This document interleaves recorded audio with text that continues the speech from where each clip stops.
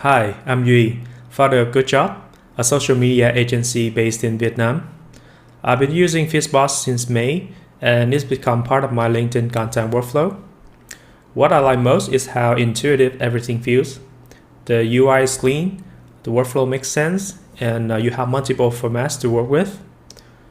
I'd also think that features like brand kit, knowledge base, and especially the authority maps are really smart.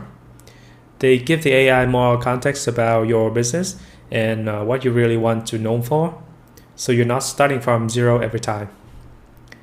And importantly, the output has been reliable enough, so I keep coming back to it. I also had the chance to share feedback and talk with the founding team. They really responsive. They listen, and I actually seen feedback turn into improvement in the products. So if you're serious about growing on LinkedIn and want to make content creation faster and more structured, I think FeedBoss is definitely worth trying.